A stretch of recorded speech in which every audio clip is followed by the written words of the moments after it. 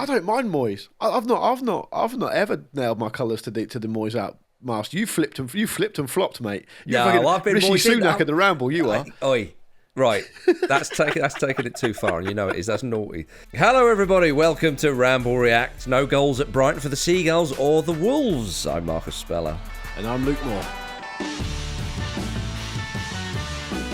0-0. Brighton always score at home this season, we were told, Luke Moore. Let's do a Ramble Reacts. There'll be goals. Yeah. Not one of the buggers.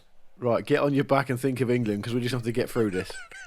Okay? It's not going to be pleasurable for either of us, but it's our duty. Yeah. What annoys me, Marcus, is, but at the start of the month, we're plotting out the Ramble Reacts. Yeah, we are. And producer Finn asked me to if I wanted to do one. I did suck through my teeth a bit and go, yeah. Are people going to want it?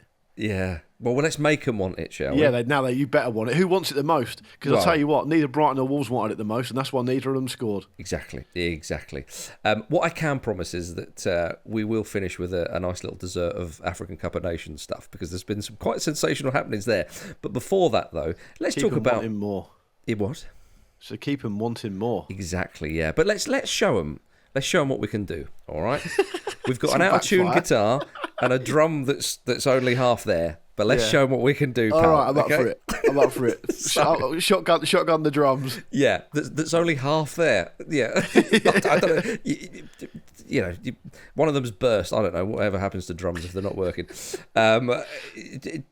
18 shots was the total.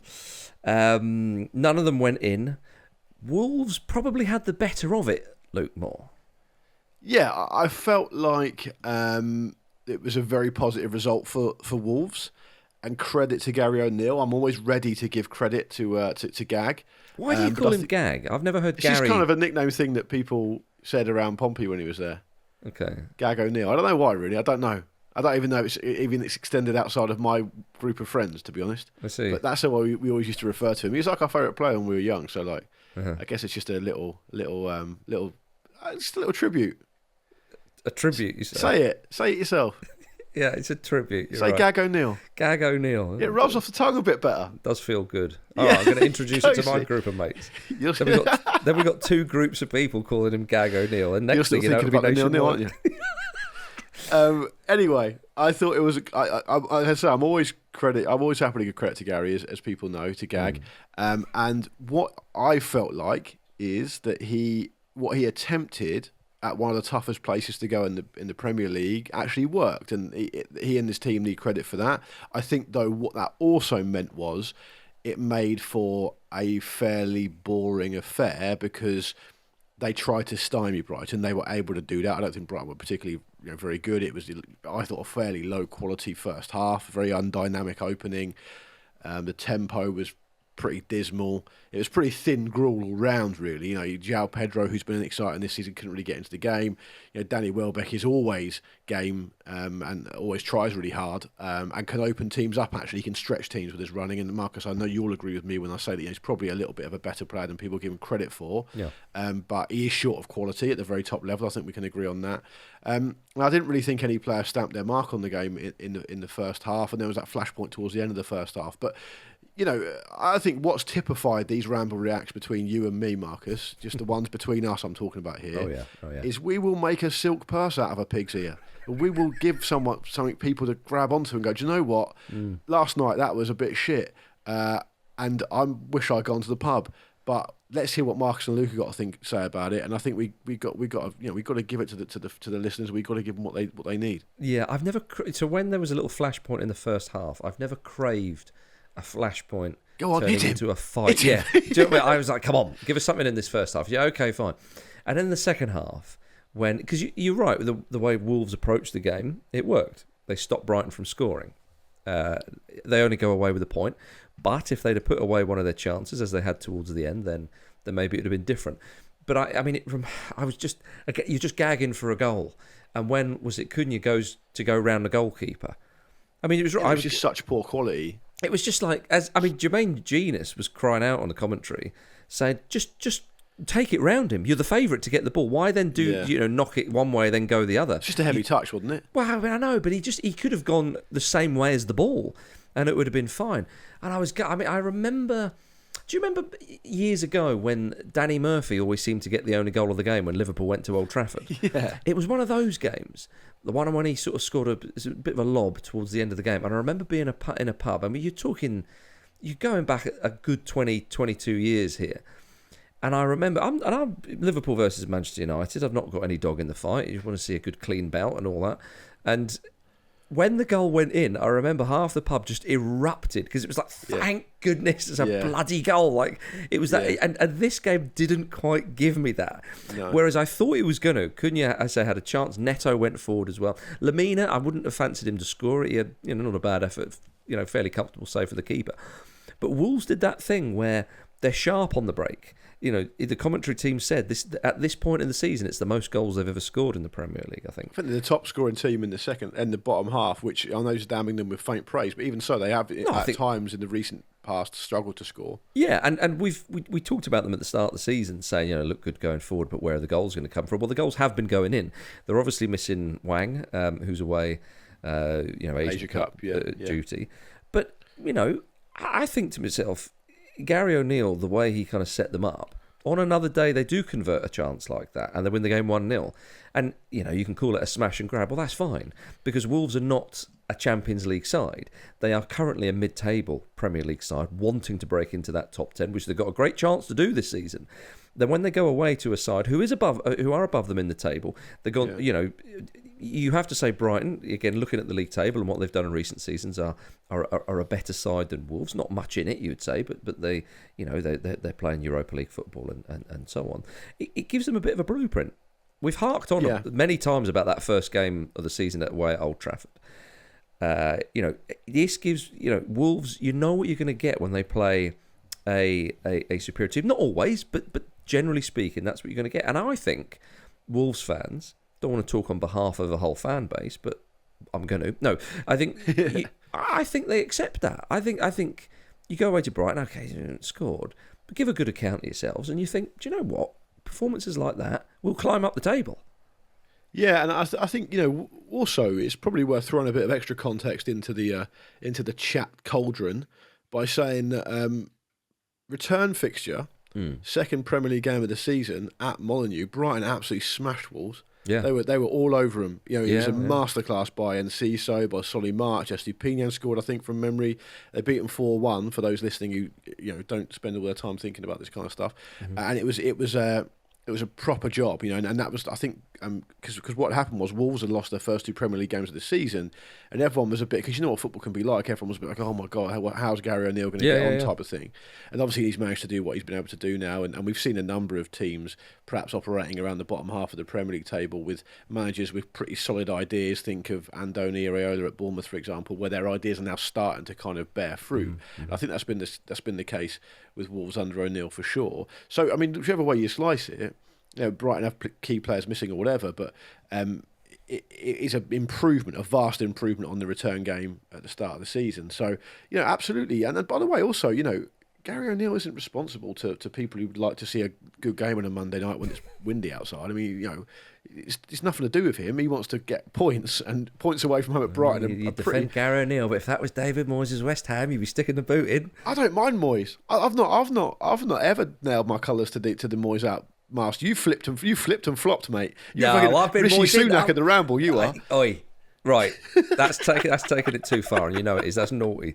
I'm a Moyes in man, but admittedly, yes, if I was with a group of tough-looking West Ham fans, name a Moyes out people, I would flip-flop. Change your mind. Yeah, but only in that specialist circumstance. I'll tell you what, if you knocking about with a bunch of hard West Ham fans, you would stick out like a poplar in a pond.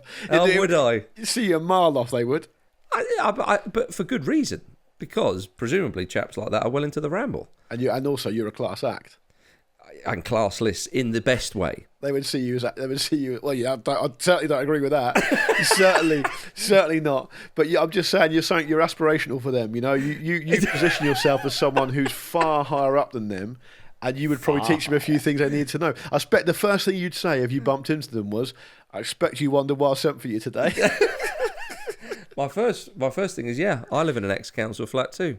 Yeah, that's what I'd say. Oh yeah, that'll really endear you to him. That I didn't always, but I do now. Yeah. See, So what you're saying is you're on the way down. Is that what you're trying to say? I'm trying to meet people halfway. Yeah. Why do I play into your stereotype of me being some ridiculous? 0-0, wasn't it? I mean, it was 0-0, mate. It was 0-0.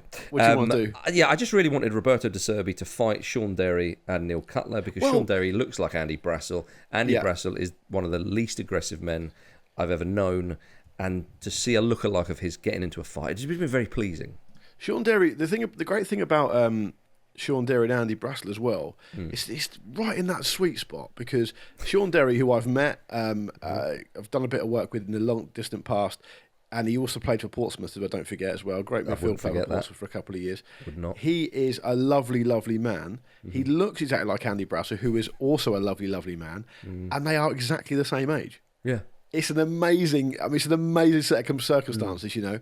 And if one is truly going to call oneself an atheist, I need to have an explanation for that set of circumstances there, because that's got to be planned by someone. Some creator out there has designed that to happen. And we're all just enjoying it. We're all just wallowing in it. Yeah. What would you rather? Would you rather a film about Andy Brassel's life and Andy's played by Sean Derry, or a film about Sean Derry's life played by Andy Brassel? I'd do a 2-parter at the cinema, interval in the middle, have a bit of both. Yeah. Okay, fair enough. I would just say on the fighting thing, look, we all want to see a fight. I don't care if the game's brilliant. I still want to see a fight. The thing that you could probably throw into the mix on that though, Marcus, was that we kind of touched on it slightly earlier. The Mateus Cunha thing, where he was very upset leading into half time that he had been booked for an altercation with, I think, Billy Gilmore. That wasn't really an altercation. He couldn't stop himself, couldn't get out of the way. The referees booked him, and he went. I mean, Jermaine Genius seemed to make out that it was fine to do it and it was very respectful. Not that he could actually hear what was being said, by the way. No. So he can't make that judgment. Let's make that absolutely clear. But Cunha was following the referee down into the tunnel, remonstrating about it. And I thought, I'll tell you what, if he carries on like this, we have seen in the Premier League this season players get another yellow card pretty quick. I think it happened in the Man United game earlier in the year from memory.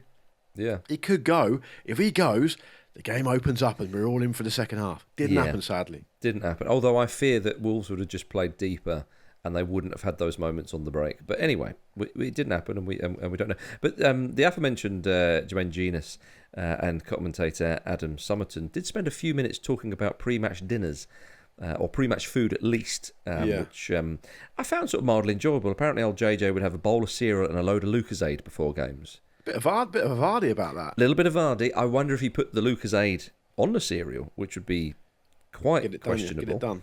Yeah, apparently Gareth Bale liked lots of baked beans. Yeah, so did Alan Shearer. Alan Shearer was a big. I think Alan Shearer was like a lean chicken breast and beans kind of guy. Yeah, which I find interesting because, like, presumably, and as anyone who's ever met me will know, I'm quite simply not a nutritionist, but. I think I'm right in saying you want some kind of pretty simple carbs for quick energy release when you're playing. So that's why people would tend to eat a banana or two maybe an hour before the game. You want to get something that's going to get you on board and give you energy. That's why, for example, you'd see back in the day, back in the glory years, you'd see Rio Ferdinand polishing off the Jaffa cakes. That's right. If you're running an organised race of some distance, shall we say, you will get people dishing out things like jelly babies, all that kind of thing. But you're talking about during the event. Yeah. But I don't know what beans brings you. I think beans is basically... Genius is not sitting down to a bowl full of Jaffa cakes. You know, you're talking about dinner. You're talking about having a proper meal. But I don't know what beans is bringing to the table there. Well, look, there's protein, the taste... Who doesn't like baked beans? I just really like beans. What's the thinking beyond the nutrition? I haven't thought about it. I just really like beans. Yeah, but they wouldn't have thought about it back in the day, would they? No, probably not. But in the 90s, do what you want. Did you say Gareth Bale? Was that back in the day? No, but he... yeah, that's fair, actually, yeah. I mean, it obviously worked for him for a bit. He hated football, so yeah. True enough. I think you've got to be careful there. If there are any young kids who are wondering what to eat pre-match, then load of baked beans, look at Gareth Bale. You will be incredible. For a handful of years, you will play some of the most exciting football, and then quite clearly, boredom sets in. I feel very duty-bound. There's a huge cliff edge with the beans. I feel duty-bound to tell vulnerable young people that may be listening to this show, in no uncertain terms, that you will not get that physique from eating baked beans. There needs to be other stuff going on. Yeah, it can't just be beans. They've got a lot of protein in baked beans, though. Yeah, but stop saying that. But that's important. If you want, protein's important if you want to build muscle. Yeah, I know that. I understand that. But You're having a crafty Google. I can see what you're doing. I'm just literally typing. This is what you've driven me to. This is how bad this game was, right? You are making me type into my computer baked beans protein content. Okay. 6 grams per 100 grams, 6%. Yeah. It's pretty good. It's not all right. terrible. It's all right. It's not too bad. Anyway, can I just also say a massive indictment of the game itself was because you mentioned Jermaine Genius there and his performance on co-coms. You know, I often see Jermaine Genius the most these days when I'm doing my son's bedtime and he's on the One Show. You're right. That goes on the mute because it's pretty inoffensive. And it's just on in the background. He's always presenting it. He got in trouble fairly recently for doing a section on the One Show about poverty while wearing a £40,000 watch, apparently. Anyway, but he was at one point referring to the crowd as the audience, and I thought if that isn't a damning indictment on how passive this game has been, I don't know what is. I did quite like it though, but anyway, yeah, you are right. Something that did provide us with a little bit of stimulation perhaps was the fact that James Milner became the first player to play at every age from the age of 16 to 38 in the Premier League. I mean, to be honest with you, I think everybody probably knew that. If there was a quiz question, who's played every age from 16 to 38, you just go James Milner.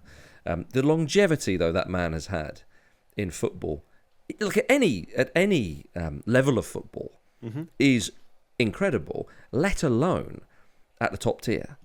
Oh, I couldn't. He likes his baked beans, the way his engine and the way his physique is. Yeah, I think what's even more remarkable is that he was saying, I think in a little VT before the game, he was saying, "Yeah, it's great playing here because I sometimes get asked to come on, and I don't know what position I'm going to be playing in," which is amazing for a player of his age, with total respect. And the other thing that was a huge indicator of how well he's respected and how much people love him at Brighton, both fan base and kind of internally, is Roberto De Zerbi was asked about him before the game, and the answer to the question was simply, "It is an honour to have James Milner at this club." That's all he said, and that tells you everything you need to know. I would be absolutely delighted if he were to go on to break Gareth Barry's record for appearances in the Premier League. I think it'd be fitting. I think he is, in my view, been certainly a more versatile player than Gareth Barry. He's achieved, from off the top of my head, I think he's probably achieved more as well. Fewer bookings.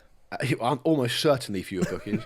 I just think, what an amazing, what an amazing career, what an amazing testament to his ability, but not just his ability, it's just his hard work. I mean, the average football career, I think, is like 2.5 years long. If you take all the players, all the professional players and the whole milieu of all the professional players in this country, I think the average career at any professional level is about 2.5 years. He's basically played for 22 years at the very top level. No one's ever said, as far as I know, Milner should probably take a step down now. Portsmouth, who are doing well in League One, they're not going after James Milner. I couldn't get anywhere near him.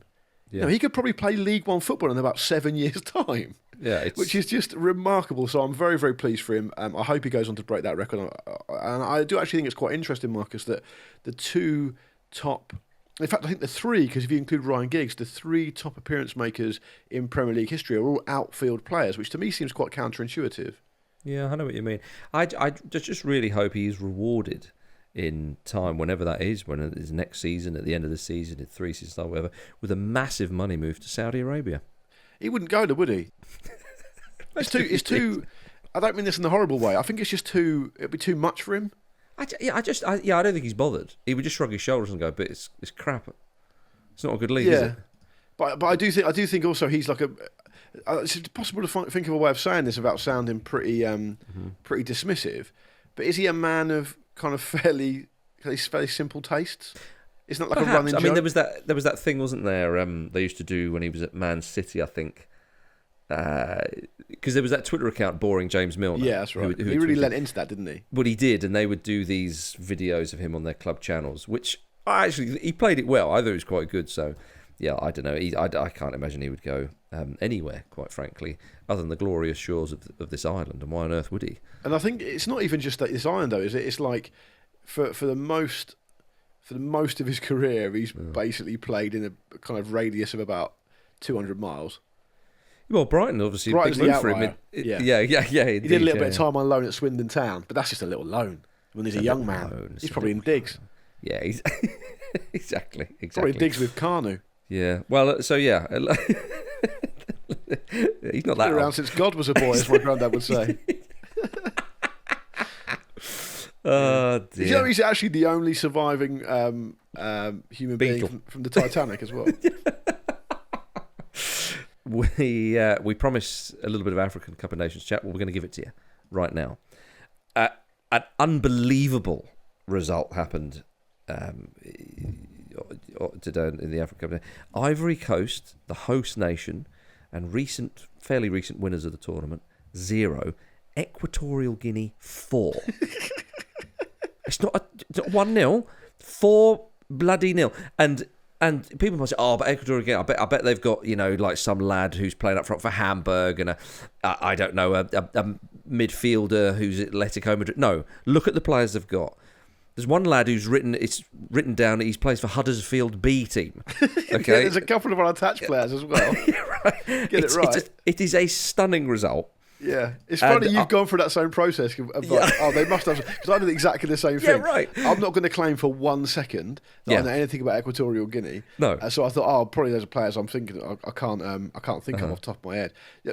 It seemed remarkable to see their squad list. It's not just Huddersfield Town B. Yeah, no. One of their players is Sampdoria under-19s. I love it. Yeah. Potential. He's got potential, isn't he? I haven't heard of half the So the captain of Equatorial Guinea. Yeah. Plays for a team called CF Intercity, right, in Alicante in Spain, and that they are in the. I think they're not even a professional league. I don't think. Right. I think there's only 2 professional leagues in Spain. Uh-huh. I think he plays for. I'm going to stick my neck out here and say I'm pretty sure he's a semi-professional football player. Yeah. And then you look at the squad list for Ivory Coast. Yeah. It's household names. Well, you got some in there that you will know a handful of, or maybe even a couple of handfuls of players there. Well, you're going to know Willy Bolly, you're going to know Serge Aurier, you're going to know, who else is there off the top of my head? There's Sebastian Haller, he's at Dortmund now. I don't know if is he in the squad? He's in the squad, yeah. There's Eric Bailly, of course, who's not available at the moment, but he plays for Manchester United recently, and is now playing for Villarreal. Amad Diallo is in the mix-up as well. I don't think he's in the squad, but he's a Man United player. I mean, it is a mismatch. Yeah. And I don't know enough about African football to know how this has happened, but it seems quite big that it's happened. Ivory Coast are basically gone now after that. I mean, it would take something spectacular for them to creep through into the knockouts as one of the best third-place finishers in the group. And the same with Ghana. Ghana... Oh, yeah. My goodness! Hey, you're an African team as well. I know. Well, I'm going to maybe change to Nigeria. You can't just do that. Of course I can. They're big rivals as well. You can't just change to Nigeria. Watch me. What's interesting is that, I mean, first of all, the Potman's back. Let's make that absolutely clear. Well, a Potman's back. Yeah, I was wondering about that. I wonder how, if it's just like a kind of... we said it was like the Phantom. Down. Yeah, could be. Could be like Spider-Man, I guess.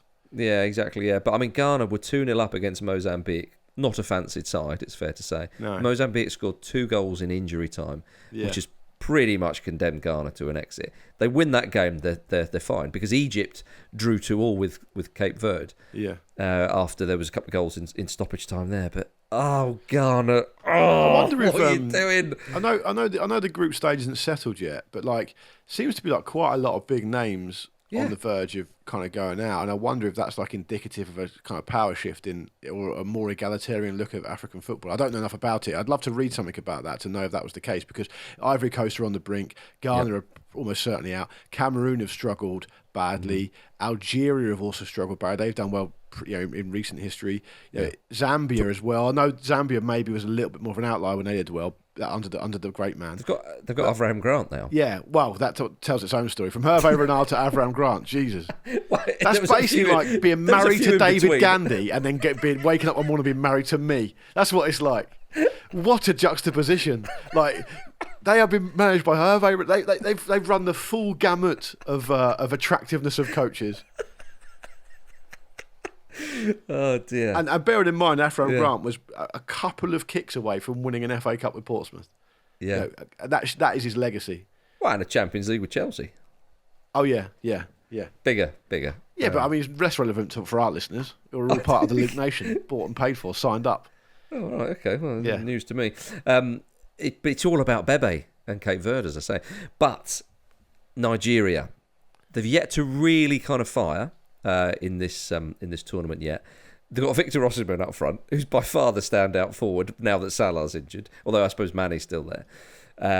They've got. I think Calvin Mane's Bassey. not really an improving player, though, is he? True. They've got Calvin Bassey at the back. They've got Alex Iwobi. Come on. Yeah.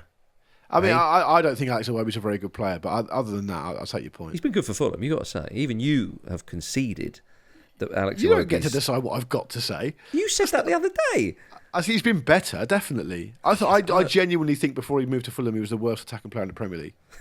So, I mean, you can't go any further than that. That's outrageous. Fine. Tell me someone else. You can't tell me someone else. Maybe he fits in their system better. Maybe he's got a better coach at Fulham. Maybe it's whatever. Yes, he's been improved definitely. I hope he does well in the African Cup of Nations because it's always great for players to do well for their national team and all that good stuff. I would agree with your assessment about Victor Osimhen.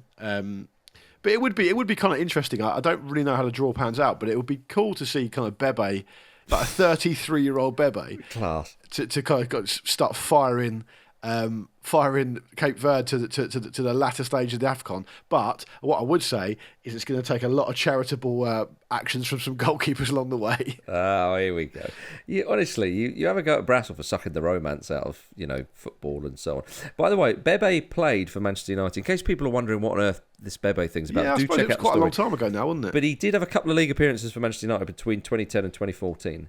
A lot of loans. Yes, there's a lot of legal reasons why we can't really say what we want to say about Bebe, so we won't. But Yes. he was technically contracted to Man United for 4 years between 2010 and 2014. Yep. And I can't remember who it was who told me this story, but someone said that he put in such a poor performance for Man United once. Someone said to them, he will never play for Man United again after that.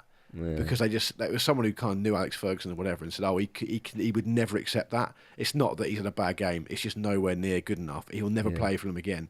And he never did. I mean, he only racked up a handful of appearances for Manchester United in total. I think it was like 7 in total. To be fair to him, he did score a couple of goals, but not in the Premier League. Yeah. But he found a home. He's having the last laugh, though, Marcus. Well, he is having the last laugh. He played a lot for Real Vallecano, currently Real Zaragoza. But he's only been playing for Cape Verde since 2022. But you look at him now. Look at him now, everybody. To be absolutely fair to him, to skirt even more closer, to sail even closer to the wind, I would say, perhaps he's got an agent that that does well for him, and you can say that about a lot of people in the entertainment industry, as well. So that's certainly could say that. For example, he's probably the Paddy McGuinness of top level football, I would say. But in his defence, he has always scored goals for Cape Verde in this short international career. He's actually, and this year included. So you can't argue with that. Who's the Pete Donaldson? Because you remember Pete had an agent for ages, and we were like, "Are you sure? Because it doesn't seem to do much for you." Yeah. Oh, because Pete would have been terrified to even call him. Do you mind doing a bit of work for that 15%? Sorry, do you mind if I have your number? You know what I mean? It would have been that kind of setup, wouldn't it? Quite possibly. I would love to have been Pete. I'd love to be Pete's agent, but I just wouldn't know how to market the man. Yeah, true enough. Yeah. Well, anyway, we wish Bebe and the boys all the best. And I suppose Bebe is a bit like Pete Dodds. He's really hard working if you can find him. Yeah, exactly. Yeah, but yeah, it'd be intriguing how the knockouts shape up for the African Cup of Nations. As you say, we could have a winner who's not usually one of the big boys, but there we are. Right, everybody, do join us again on Wednesday for more nonsense. And remember, to get on the extended version of Wednesday's show, you can do that by signing up to our Patreon for just $5 a month. You'll also get ad-free episodes of the Football Ramble, OTC, and Upfront, and access to the Discord where you can shoot the shite with other ramblers. In the meantime, find us on Twitter, currently known as X, TikTok, Instagram, and YouTube at Football Ramble. And remember to subscribe on your podcast app. I can't remember the bloke's name, but do you want to tell people why you're laughing at that? Because someone's taken a big amount of offence on the YouTube channel that you keep calling Twitter, X, formerly known as Twitter, and you don't very do it unhappy. anymore. Yeah. What's really interesting about that is, one, the guy has taken about 4 paragraphs in the comment to miss the joke.